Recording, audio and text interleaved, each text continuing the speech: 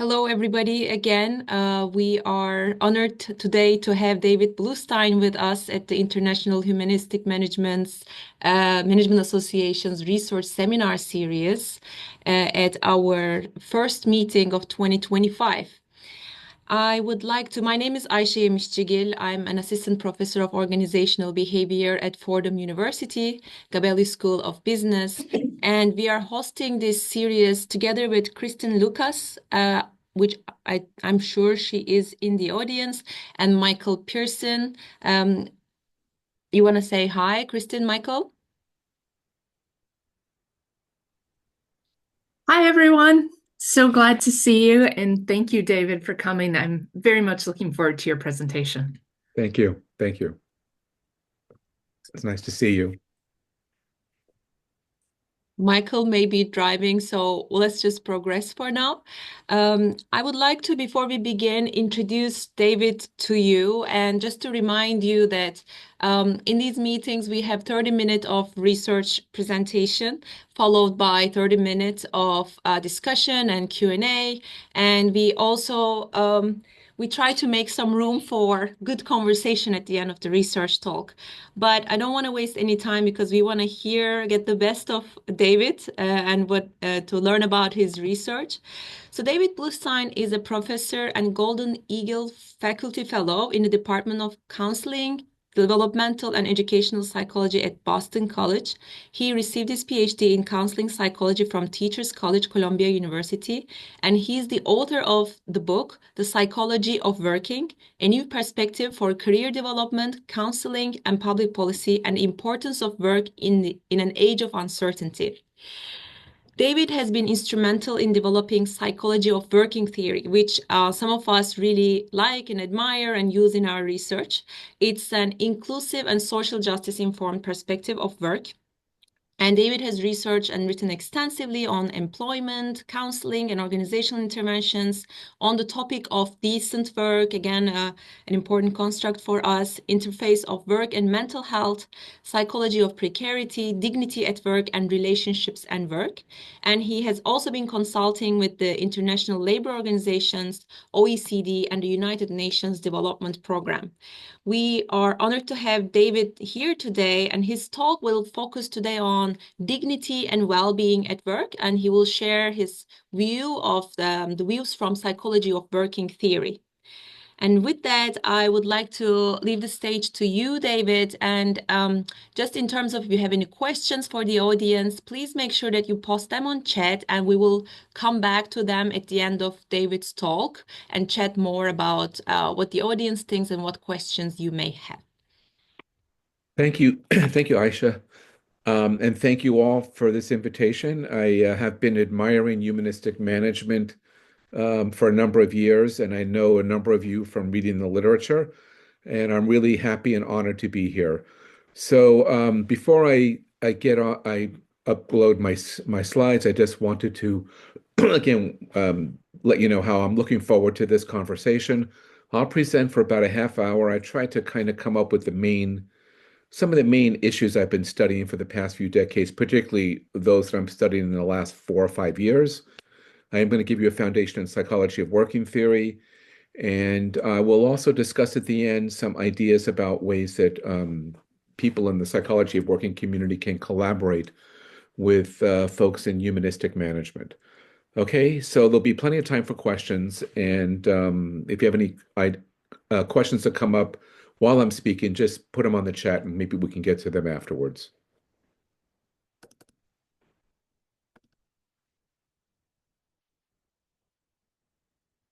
Okay, I assume everybody can see the slides? Great. Yes, all looking good. Okay, great. So this is this is the agenda.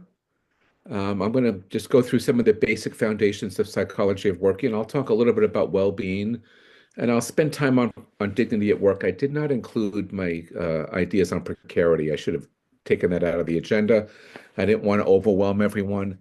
But then I'm going to talk about some ideas of connecting to humanistic management. So first,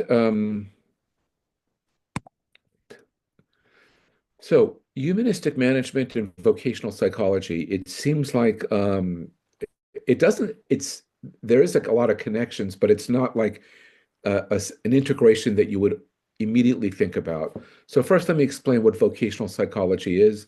Vocational psychology has been around for over 100 years. It's a subset of the field of counseling, psychology, counseling, and career development. We often think of vocational psychology as the research and development arm of career development, career counseling, work-based psychotherapy, as well as career guidance. However, the field has morphed and become a much broader study of work from an individual perspective. That's kind of one way it differs from organizational psychology. And there has been a shift over the last 25 years from a career focus to a focus on work, which I'll talk a little bit about. In terms of connections to humanistic management, I think that I see humanistic management as being a social justice informed. Wait, I'm getting some weird lines here. Oh yeah, I'll try to handle that. Let me see. It's becoming a psychedelic presentation now. I know it's I think I should have, let's see. This happened before. I'm caught off-handed with Maybe this. I could go to the next slide, it'll go away. Let me see, clear all drawings. There Yes. we go. Okay, cool. All right. So yeah, I think there's a overlap of the value system of humanistic management and the work that I've been doing in psychology of working, which is a subset of vocational psychology. Okay. I'm trying to prevent this from happening again, but it may take me a second to find. Okay, take your time. I'm very flexible. Oh, So this is the cover of the first book I wrote in 2006. It was a book written as a kind of counter to what I felt was a career focus within the field of counseling, career counseling in particular, career development, and also organizational psychology.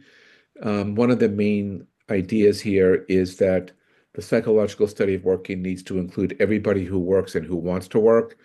And my sense was that the fields of organizational psych and vocational psychology were focusing much more on the lives of people with some degree of choice and volition in their lives. Okay, let me keep going. It's a nice touch anyway. A nice touch. It's we got to make the best of it. Do you think it'd be better if I put my slides into a PDF, or that wouldn't make a difference? yeah. I'm looking for it, and if anyone wants to help me out with it, I will read the chat to see. I'm exploring options, but if anybody knows how to I think there prevent may be this, a person that is doing that. Yeah, this happened during my presentation too, not to the same degree, but I remember this happening. Looks like there's some kind of annotation set up, and this is somebody's annotation.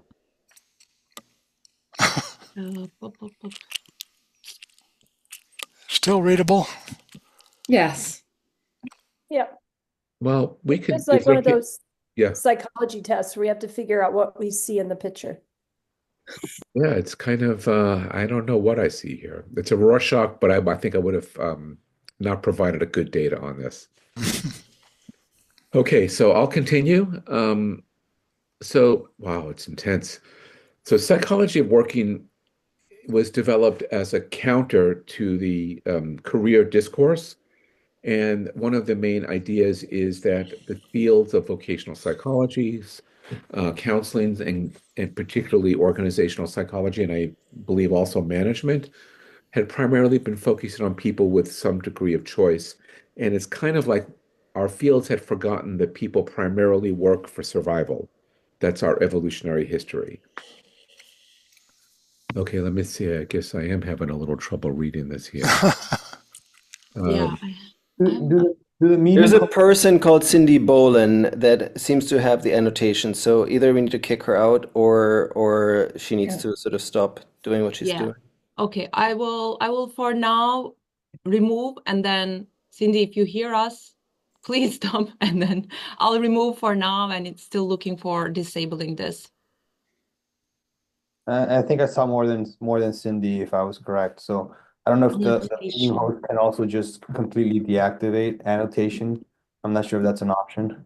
Wait. Yes, it says when sharing your screen, click more in the controls and select disable participant annotation. Yeah, I've looked at that, but it's not showing me an option like that. How about David, do you see that since Yeah, you're I'm the looking for it presenter right right now? now. I'm looking at the where it says more. Mm-hmm. Would it say disable annotation for others? oh, Yes. Great. Okay, I All did it. right. okay. Woo. Wow. Okay, folks. Well, Thank let's. you. Sorry about that, David. No worries. Um, so let me just go back here. Whoa.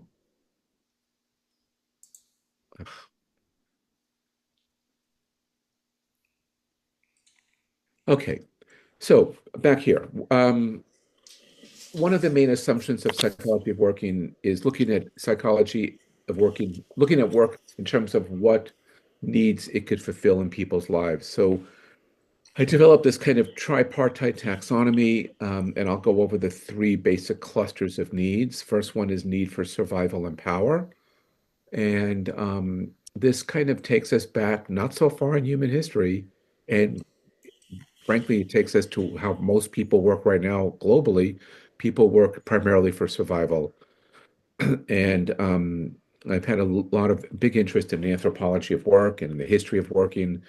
And we know that as people move from hunter-gatherer lifestyles to agricultural lifestyles, increased levels of hierarchy emerged in people's work lives. And with that hierarchical nature of work, working for survival also became integrated with working for economic and social power. Another cluster of needs is the need for social connection and contribution. The social connection part is kind of like the relational part of this theory, that we were hardwired for connection, and that work at its best can offer us ways to connect to other people. Work also allows us to feel a sense of contribution more broadly to the social world, and that's why we think of it as social connections and social contribution. And then work can also facilitate our needs for self-determination. Here I used DC and Ryan's self-determination theory and basically incorporated it into psychology of working. And I felt like this was a particularly important integration because self-determination theory really captures this notion that ideally we do best when we have intrinsic motivation or extrinsic motivation that is meaningful to us. And I felt like this is really important in thinking about how people manage work when it's not something that they really like doing or that they are forced to work for survival. So the Psychology of Working book came out in 2006. In 2016, one of my students, Ryan Duffy, had the idea of developing a more formal theory, a linear theory. And I thought it was a great idea. And we developed a theoretical model, was published well, almost 10 years, 9 years ago. And this theory has really helped to launch a lot of empirical research on psychology of working. And here again are some of the main assumptions of the work that we've been doing. One of the, I think, more interesting aspects of this movement from psychology of working as a framework to psychology of working theory is the inclusion of the ILO's concept of decent work. In fact, just this morning, I'm working on a chapter on decent work, decent work from a neoliberal critical, using a neoliberal critique of decent work. So I've been very interested and involved in this, the ILO's decent work agenda and the whole concept of decent work. And we did use decent work as a kind of linchpin of our theory. And we used one of the definitions of decent work, which is a definition of people's experience of decent work from an individual perspective. We use this in the psychology of working theory. And these are the five main attributes that individuals think about or experience when they do have access to decent work. Interpersonal, physical and interpersonally safe working conditions, hours that allow for free time. The middle one is the one that captures this sense of a job that has some degree of value congruence, not necessarily a job that is satisfying or interesting. Adequate compensation is the fourth pillar of this definition, and the fifth is access to adequate health care. The thing about this definition is it's a baseline definition, and it's a definition that doesn't really describe meaningful work. And I'm going to get to that juxtaposition shortly. This definition was a compromise that the ILO reached in the 1990s. They developed this as a counter to globalization and to the increase in precarious work. But the ILO it's a multinational group affiliated with the UN. They are a tripartite group that includes employers, governments, and labor unions and workers. So they couldn't come up with a more aspirational view. They had to come up with a view that would appeal to all three constituent groups. So here's the theory that we published in 2016, and I basically took the figure from this article, which is in the Journal of Counseling Psychology, and these ideas, these constructs, are explained in detail in my 2006 book, and we basically took these ideas and put them into this linear model. In doing so, we lost a lot of the nuance, but both the psychology of working framework and psychology of working theory, which are interconnected initiatives, have been really useful to researchers and to practitioners, both in the organizational consulting and management areas, as well as in counseling and psychotherapy. You could see one of the main constructs here is work volition, which comes out of the 2006 book, the idea that not everybody experiences a sense of volition in their work lives. This has turned out to be a very important variable in this model. And you could see that the aspirational outcomes here are work fulfillment and well-being. The two circles on the left side, economic constraints and marginalization, reflect our foregrounding of macro level factors, which we feel like have been backgrounded throughout most of the late 20th century in psychological and management studies of work. So here's a closer look at these aspirational outcomes. Work fulfillment includes job satisfaction as well as work meaning, and well-being includes these attributes: life satisfaction, physical health, positive relationships, quality of life, dignity at work, which I'm going to get to shortly, and meaningful work, which I'm also going to get to shortly. So I am taking you on a little bit of a tour of my last 5 or 6 years of writing and research. So I've also been involved in an annual review article on understanding decent work and meaningful work. And I'll show you that article shortly. But in order to get into these ideas, it's important for us to come up with a reference point to think about what we mean by meaningful work. So we're using a pretty standard definition here. And we also have come up with this caveat, which I think we all know, that having meaningful work does not always mean that it's going to be accompanied by positive emotions. I'm sure we've all seen people who find a lot of meaning in their art or writing or music, but may not be able to make a living with it. And you can see that the meaning part of it might contradict with their need for survival, and that's a complicated issue, of course. So in 2023, with my colleague Ryan Duffy and Evgenia Lisova, who's a really well-known rising star in management and organizational psychology, who's done a lot of work on meaningful work, we wrote a chapter, an article on understanding decent work and meaningful work. And this was an assignment from the editors, and it was really designed to have us think about how do we look at this ILO concept, this baseline concept, in relation to meaningful work. And rather than summarize the whole article, which, by the way, is available open access, which is great, I'll show you our figure, which presents our model for how to understand meaningful work and decent work. So At the top, we have the contextual factors, the societal context. Here we include economic constraints and marginalization. We go to a little bit more of a meso level and looking at working conditions, and then the individual level of looking at how people have intervened to help people have higher levels of both decent work and meaningful work.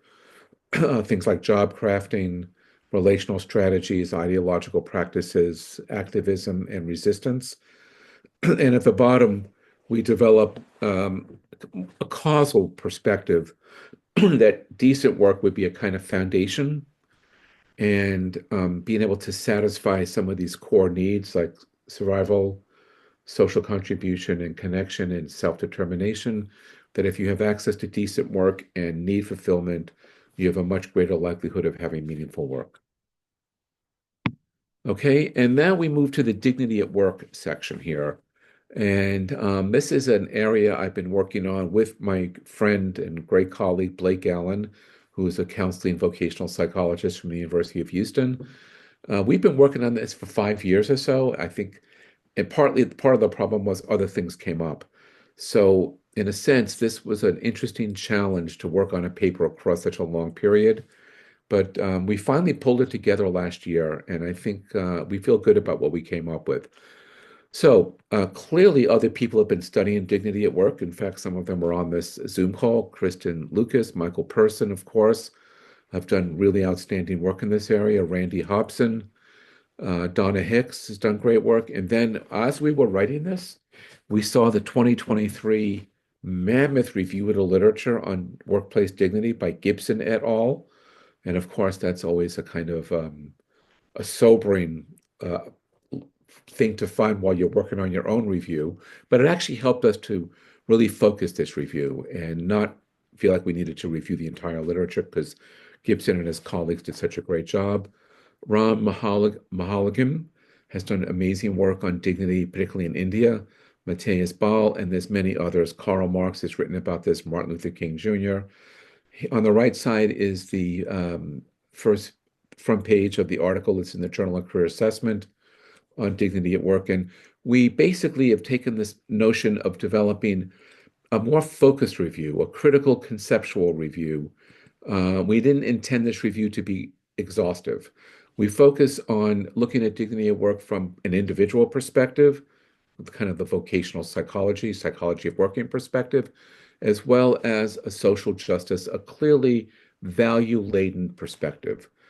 So our definition of dignity at work includes these attributes: earned and inherent dignity, which Kristen Lucas has written so thoughtfully about, the capacity for autonomous action, an affirmation of diversity, access to decent and humane work conditions, freedom to organize and resist, and also opportunities for contribution, meaningfulness, and achievement. So why is dignity at work important? I think this is a really important concept now, and I know that in Michael Pearson's book on humanistic management, dignity is really a central concept. Work is based on hierarchical relationships, and I often, when I teach about work, which is basically what I teach these days, I describe it as this is a place where we have relationships with people who we're not necessarily choosing to have relationships with. Doesn't mean that they're all bad relationships, but we are engaged in relationships that are structured within hierarchies. So that does put people in a vulnerable position. And again, as I've talked about, work is a location that people don't always choose. Another important piece here, and this is really important in the United States right now, is that dignity at work does link to social and racial justice, and it does link to diversity, equity, and inclusion, which our new administration has made into kind of anathema. It's really disconcerting for a lot of us. And then also fostering dignity can enhance worker-based activism and advocacy, which is something that Blake Allen and I argued in our article. So some implications of a dignity perspective: it does allow us to focus on human beings in the workplace. provides a higher level of aspiration and values about how people need to be treated at work. And it also, I think, can be integrated really thoughtfully into career work, organizational, and management practices and research. So in our article, Blake and I developed a framework, a conceptual framework, and it does look like there's a lot going on here, but we did not seek to make this into a completely comprehensive framework. I think that's really hard to do because there's so many aspects of life that interface with dignity. But we do talk about some of the antecedent conditions, um, social, political, and economic contexts, systems of power and oppression, work-based conditions, and we talk about relational environments as well, more proximal relational environments. And we do outline some of the outcomes of people experiencing dignity at work. And we do include a discussion about ways that people can resist a lack of dignity or work conditions that violate their dignity. And critical consciousness is clearly one of them.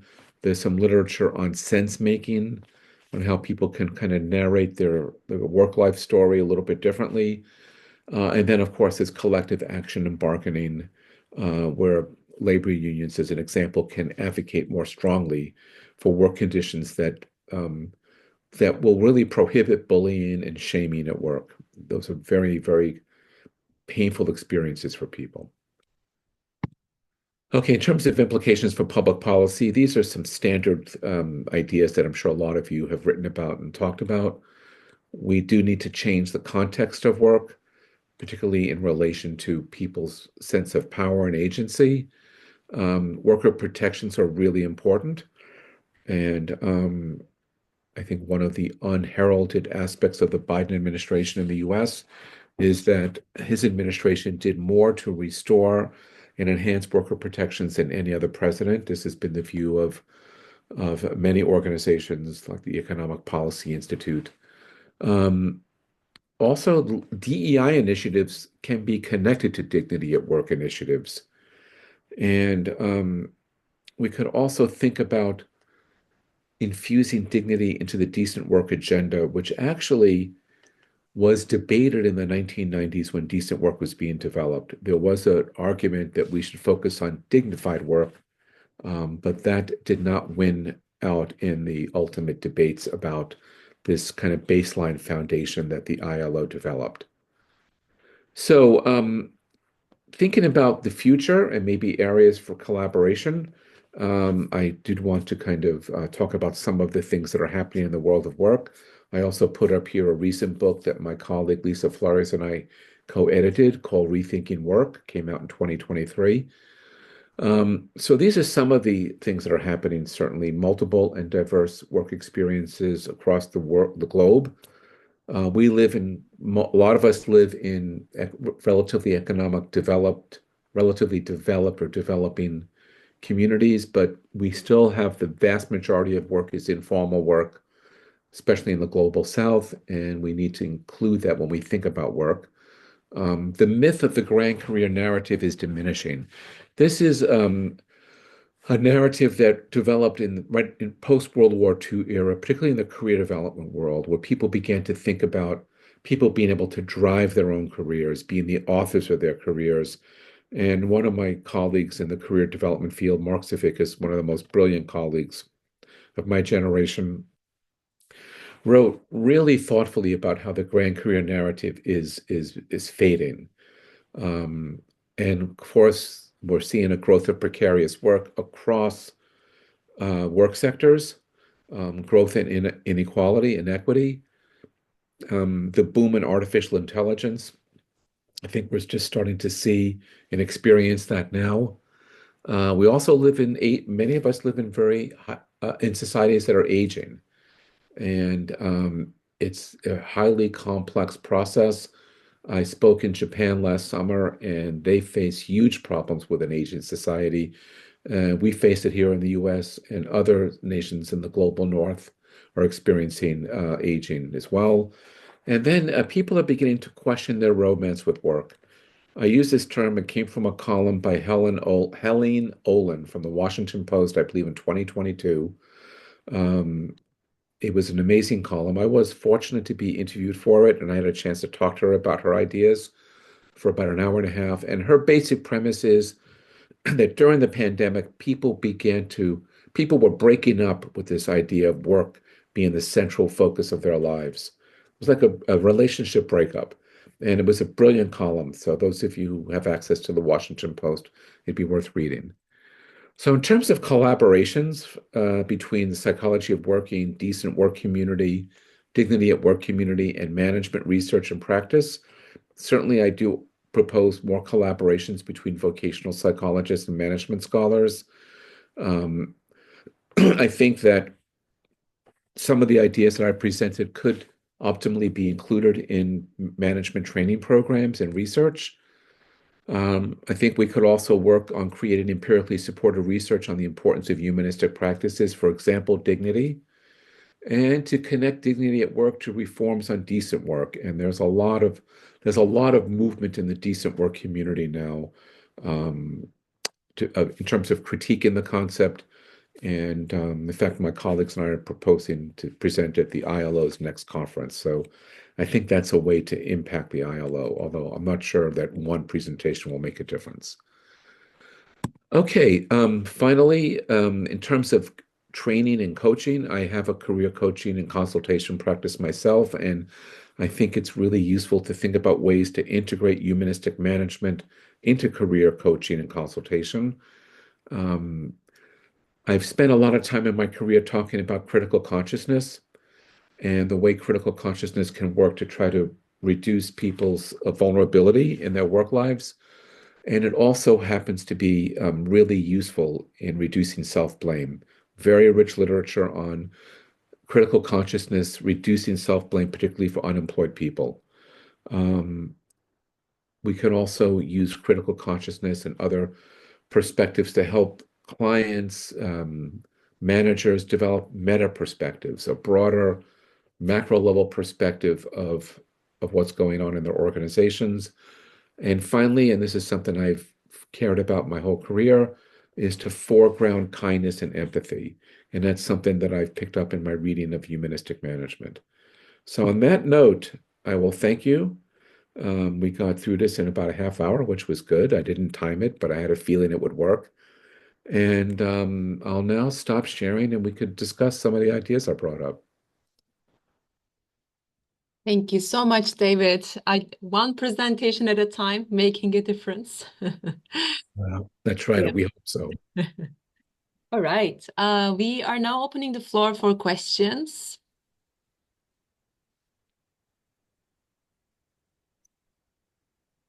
Christine, go ahead. Sure. Thank you for your presentation. I really enjoyed hearing your perspective and what you bring to that. One of the questions that sort of rattles around in my mind is the relationship between dignity and decent work, because some authors describe decent work as a pathway to dignity, and you concluded by saying dignity should be incorporated into what decent work is. So can you talk a little bit more about what you see that relationship to be? Yeah. Actually, just this morning, I was rereading a chapter on the history of decent work, and the author, Lucy Brill, wrote about how the ILO had this debate, and there was this movement to use the term dignified work. And it was really, it had a lot of momentum, but it was pushed back by employers and governments. So the relationship between decent work and dignity is complex. In fact, my colleague Blake Allen and I did a research project looking at the two um, from a psychology of working theory perspective. In fact, I was going to present that, but I didn't. But I think that we could think about decent work as being a foundation for dignity at work, that you would need to have decent work conditions, but decent work conditions wouldn't guarantee dignity at work. It doesn't really address interpersonal relationships at work. It doesn't address bullying. It doesn't address harassment, shaming at work. So I think decent work might be a foundation, kind of like it is for meaningful work, but I don't think it's enough Mhm. It can help facilitate a dignity at work, but I think we need to do more to really make workplaces the Mhm. kind of context where people can experience dignity. Mhm. Thank Did you you. have any thoughts on that yourself? No, I don't have any clear thoughts on that. I go back and forth.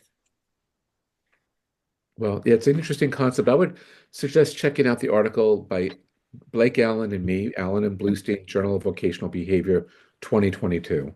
Okay. Thank you. Thank you, Kristen. If I may jump in with a question of my own. Please. Um, David, I wonder what do you think about this emerging evidence that people workers do seem to find meaning in pretty dire circumstances as well. So I want to understand a bit more, and I read your papers as well. Like, what do you think about this? I know you mentioned need satisfaction, but why do people need decent work to find meaning? And there's this, I'm sure you've read about it, the emerging research showing people, like teachers living in very economically poor Indian contexts, like they are finding meaning in their jobs because they're so committed to the community. They're connected. They actually love contributing to the community. So you could even think that the deficiencies in the environment could be motivators for finding meaning. So could you explain a little bit about how you think about this, like other Yeah, people? it's a great question. I guess my thought would be, yes, there are probably a subset of workers who might experience indecent conditions as something that kind of strengthens them, that gives them a resolve. I mean, I think about um, soldiers. Think about my dad was in World War II. It's something I think about, like, wow, how did they do it? How did the people in the D-Day get off those boats and knowing that a lot of them would die or become disabled? So there's some aspect of these really difficult conditions that people can find deeply meaningful. But I would say overall, um, people can still find difficult work meaningful if there are decent conditions there. So I would say as a society, we should provide what most people need, which is the foundations, some protections, decent compensation, access to health care, those kind of things. I think overall would make the most of the people in the world. It would be a social justice kind of initiative. Could you tell just a bit about what is that mechanism that goes from decent work to meaning? Is it that once those conditions are satisfied, people are able to think about more aspirational goals, or is it that the conditions itself give them meaning? What we argued is that satisfying the psychology of working needs, need for survival, need for social contribution and connection, and need for self-determination. If those are met, we believe that people can find more meaning. So it's not just the decent work. Decent work is a foundation. It's not, I think of decent work as just the baseline foundation. It's not enough to help people find meaningful work or dignity at work. They need to be able to meet those psychology of working needs and meet other needs as well. Mhm, Be treated well. That's really, for me, critical. People need to be treated well. mhm. Thank you. Oh, you're welcome. And Jordan? I think Marty had his hand raised first. Yeah. Oh, okay. Yeah, thank you, David, for your presentation. I'm a retired organizational psychologist in Canada. I worked for many years in Vancouver, British Columbia, and the research that we did up here, we found that decent work and actually people wanting to leave their work and change jobs was not related to the type of work they did in terms of the actual activities or even the overall structure of the company and their pay. The number one variable we found up here, David, was the relationship with their boss. Hmm. And if that relationship was humane, listening, caring, and trying to find little avenues for their satisfaction, that overcame a lot of the problems of a large corporation. And we found that relationship with your immediate superior was kind of the entry into all kinds of options.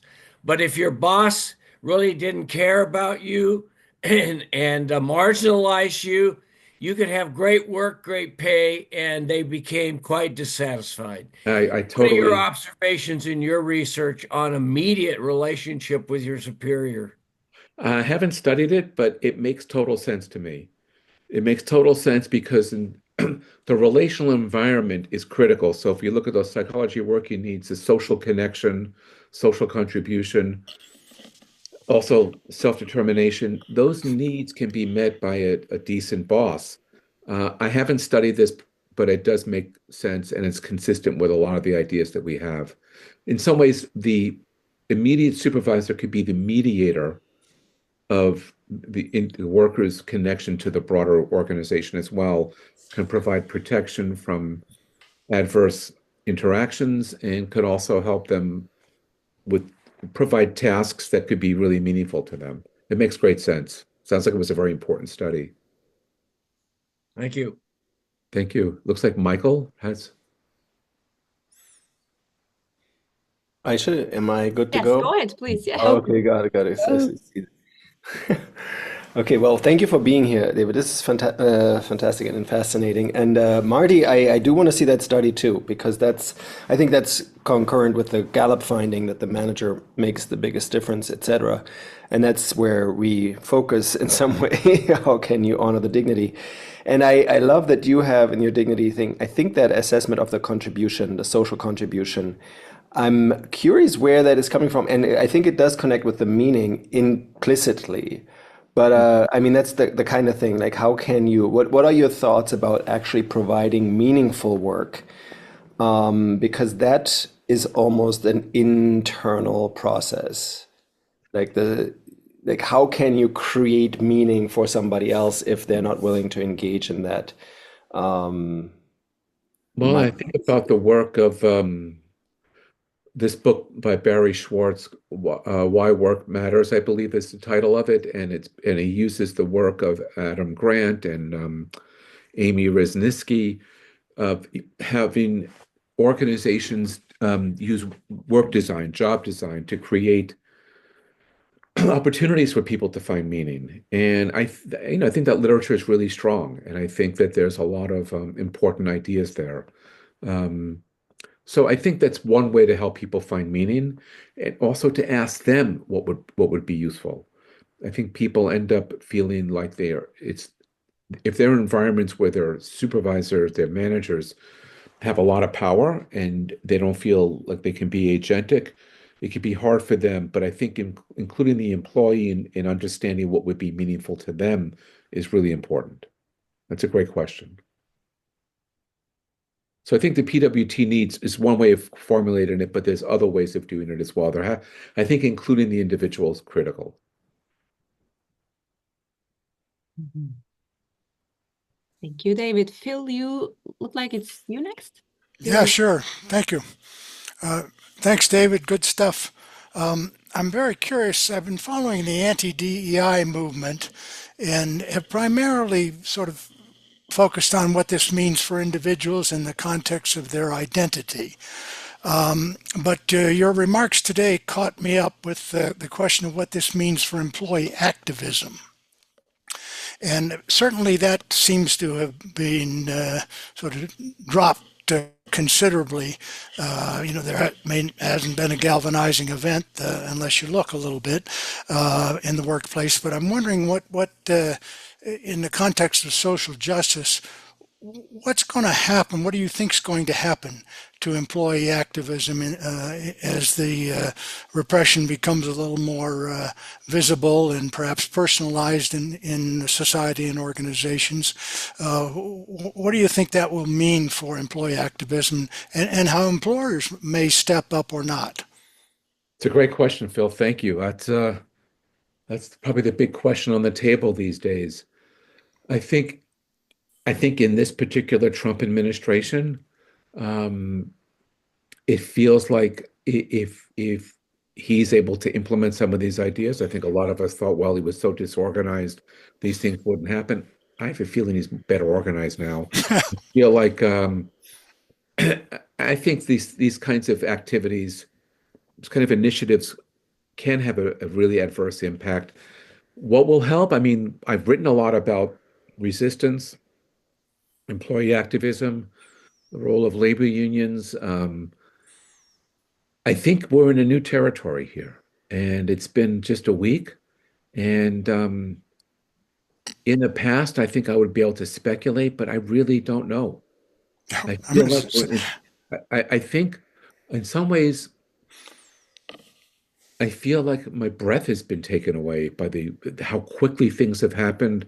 Some of these emails I've seen about people telling on each other, I mean, um, it's pretty intense. So, employee activism, when you're in an environment where people are snitching on each other, wow. I don't know what's going to happen, Phil. And I think we have to all be on our toes. And I think clearly collective action is going to be needed. So I'm not trying to say that we should put our head in the sand. That's not going to work. We're going to have to do something, but I think it's going to be complicated and yeah. it's going to May I require a lot of resources. may I add something as someone who works in the DEI field? Please. So I hear that my spouse works in the US military, so they've already gotten all the governmental things that are telling them what to do and they've taken action, but there has been some pushback within the military around they wanted to get rid of the Tuskegee Airmen information, they wanted to get rid of the women in Yeah. aviation, but then some of the military people pushed back and now it's back in. So I think you're saying is that we do have to keep fighting. Absolutely. I've been a social activist for almost 40 years, and that's just something we have to do. We have to keep fighting. Also, I personally am working with a colleague of mine who's a DEI consultant for big organizations, Vegas, casinos and different tech companies and stuff. And many of them are, bought into this new system of not using DEI or whatever. So we have been changing. I just got my PhD and I studied humanization, and we changed it to human-centered leadership. We're putting DEI principles in it, but we're naming it different. So there's ways around it that we could do. That's actually was my thinking about a dignity at work as well, that we could take the language, shift the language, but keep the ideas in there. I think people in the United States want these interventions. They want this knowledge. They want these trainings.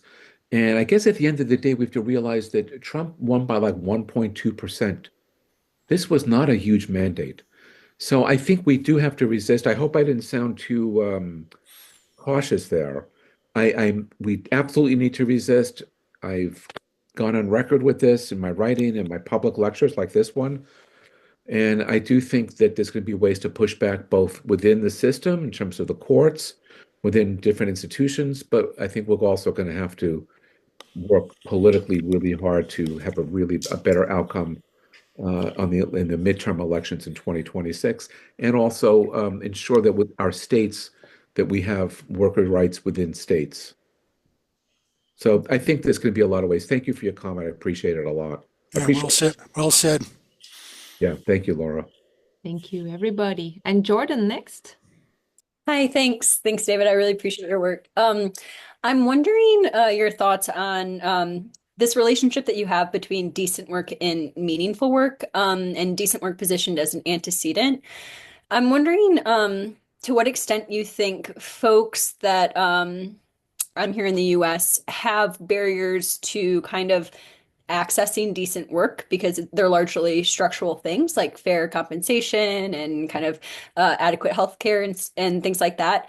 To what extent do you think folks might actually pursue meaningful work instead of decent work because they can't access kind of the structural aspects of decent work? And I think that's important because we know from like literature on callings and intrinsically meaningful work that this can kind of lead to potential like exploitative outcomes.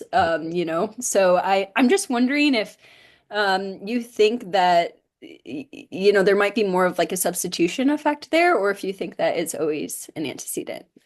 I think, yeah, our model has to be tested. The model we put out in the annual review of organizational behavior and organizational psychology, So it's not clear that linearity will be the only way to think about it. There might be a reciprocal kind of relationship.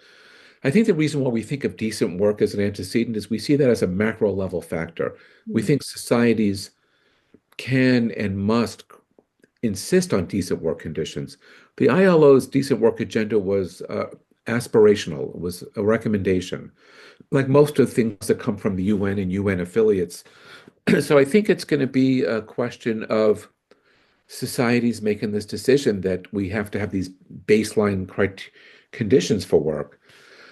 Yeah, I think in terms of this question, will people pursue meaningful work if they can't get decent work? I think that's a possibility. The issue with a lot of like calling and meaningful work is sometimes people can't make a living with it. Exactly. And I Yeah. think that's, and as a career psychologist, somebody who's done a lot of individual career coaching and career counseling and psychotherapy, I've worked with many clients who will come to me and say, "Look, I love what the music I'm writing. I think I'm a great songwriter. I just didn't get a lucky break." And there's probably uh, is there's probably tens of thousands of great artists and writers, even more, who just didn't get a lucky break. And I think sometimes necessity is the mother of invention. So sometimes they're going to have to come up with alternative plans. But I do think that decent work is a reasonable aspiration. We're not asking a lot of societies Sure. insist on decent work conditions. Yeah, I guess I was just, and I think you spoke to it. Like, I think there needs to be kind of more of a cautionary tale told about like this possible substitution that it's, Right. maybe it can lead to kind of it's positive for organizations, right? When people find their work intrinsically meaningful, because that's kind of labor that they don't need to necessarily pay for. So yeah, just like keeping that in mind that when the work conditions aren't decent, perhaps finding the work meaningful isn't always a good thing. So I Right. appreciate your Well, thoughts on it. often I would help people find ways to express their passions in other aspects of their lives. You could still be a songwriter and like make a good living doing maybe something else, play gigs on the weekends, and maybe get discovered later in life. David, I want to just ask Yes. one more question if no one else is raising their hand so far.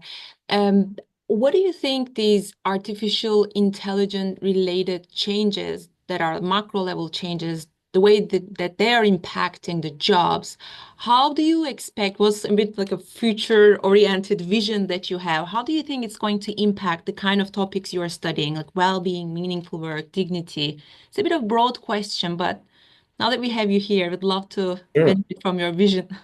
My view of AI has shifted over the years, maybe like a lot of you. I've been reading things about AI, and I think the best predictions that I've seen are that AI initially will affect people in lower skilled jobs because it can clearly take over a lot of those positions. However, it's interesting that in our university, we're getting professional development on how to use AI. I don't know if that's happening in other organizations, but it's helpful. I mean, I've started using it in the last year, and it's helping me like doing literature reviews, helping me, um, working on a long email. I'll say, okay, can you put these ideas together? So I think AI is going to, it's going to eventually intrude across the spectrum of workers.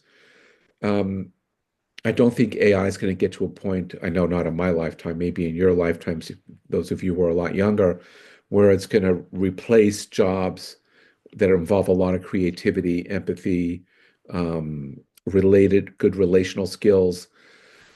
I think we're seeing some of the impact of AI now. I think I'm seeing it in the tech fields because in my career coaching practice, I'm seeing a lot more layoffs in the tech world and people having a harder time getting back in. And I think part of it is that AI is able to do some basic coding, it's able to do some of the basic foundational jobs. So I think it's going to have a adverse effect on the job market. The thing is, can we keep up with it? Can we continue to improve the level of education of all people who need to work and want to work so that they could manage to work around these AI tasks that are being filled by computers? Thank you, David. Thank you for that Welcome. answer. And a few questions also popped up in the chat. So Ken is asking about, do you think we can expand the idea of dignity work into dignity work and life for retirees? That's a great point. I think dignity is a real critical concept, and I'm looking at Kristen now and Michael. Um, it's a real critical concept. I mean, I think about Martin Luther King Jr.'s speeches about dignity at work. I mean, not just dignity at work, but dignity in life.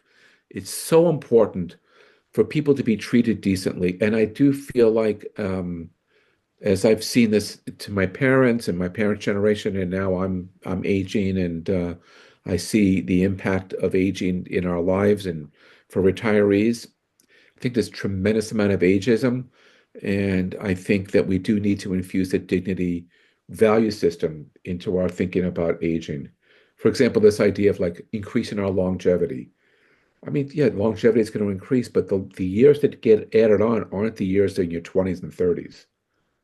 The years in your 80s and 90s. So people will be living longer, will be dependent upon society longer.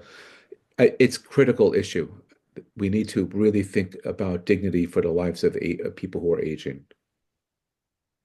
Great point. Thank you. Thank you, David. Thank you. And I continue on the chat box. Sama is asking, would you expand a little bit more on self-determination theory? Sure. Self-determination theory is what I would consider a humanistic motivation theory. Those of you who studied it by Ed Deci and Richard Ryan, this theory was offered back in the 70s and 80s as an alternative to behavioral theories and psychoanalytic theories. The main premises of self-determination theory are, and it fits in well with humanistic management, if you set up decent conditions, supportive conditions for people, people are going to be more likely to engage, more likely to be motivated. And the key factor is to have conditions that will allow people to feel like they can self-determine the course of their lives. So it's a really important concept. The research has been validated across many contexts. It's been applied to clinical work, but it's really been applied really thoughtfully to organizational consultation, to management. It's been applied to the political space. So self-determination theory is an empirically validated, empirically based theory, and the main three conditions that they've identified that support self-determination are for people to experience competence, relatedness, and autonomy. Just say one brief story. Ed Deci as I read this, got this idea from watching little kids when he was a graduate student color and draw pictures. And then they were given contingencies like rewards for coloring, and they didn't enjoy it as much. So he thought people need to have autonomy. It's a very important concept for management. So I love self-determination theory. The great article in the American Psychologist, I think 2001, Richard Ryan's the first author, Ryan and Deci. It's a great summary of it.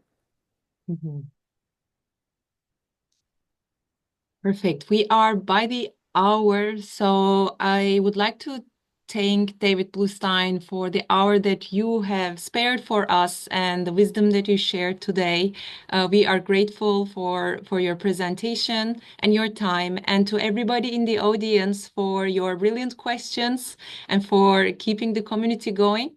Thank you, everyone. Wishing you a beautiful day. Thanks, David. It was great to meet you all. Thank you. Thank you for joining, everybody. Wonderful.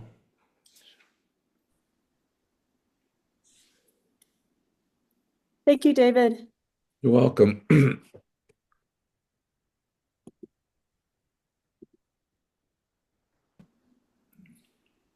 Well, right now, I just wanted to thank the organizers of this group, Aisha, Michael, and I think Kristen left already, but thank you for inviting me to this. I really have been influenced by Michael, by your work, and by Kristen's work on dignity. And it was a great invitation it was great for me to receive this invitation. And I hope that it is Aisha that all the credit will go to, and it's fantastic. And I hope to stay in touch because what you're pointing to, I think there's so much need for just this basic concept to be understood at a more basic level, as you're pointing to the ageist question. I mean, we can have isms about everything, Yes. but I think it boils down to people not feeling heard or seen as kids, as whatever, women, as this or that, right? And it's like, okay, if you want to create working conditions, not just working conditions, but like fundamentally workable conditions for people to thrive, then you got to find a way to talk about it differently. So Exactly. Treat people decently. yeah, that's so simple, right? Everybody teaches it, and then we create structures where that is right. not. And the workplace is a place where these lack of dignity, these undignified experiences can happen without recourse often. Yeah. I also wanted to add, I know we were by the time, but the idea of, I think this dignity and self-determination, they are so intertwined in a way that I haven't seen it connect before. And it goes to the idea of sometimes managers are shying away from giving benefits to workers because they are afraid that people will, shrink their responsibilities or not do their job, which often is the complete opposite. When you give more benefits, more time for workers, or more money, they don't really shrink. They actually do more for the companies, like the 4-day work week results and similar. So it feels like it actually has appeal to all sorts of those arrangements where you trust people more, value them more, and then they actually do more. They don't shrink necessarily. Exactly. It's a great point. Mm-hmm. Well, thank you for inviting me. I hope we can stay in touch. I really enjoyed this presentation. Take care. Thank you so much. Meet you. Thank you, Aisha, for doing all of that. Thank you, Aisha. Thank you. Pleasure. My pleasure.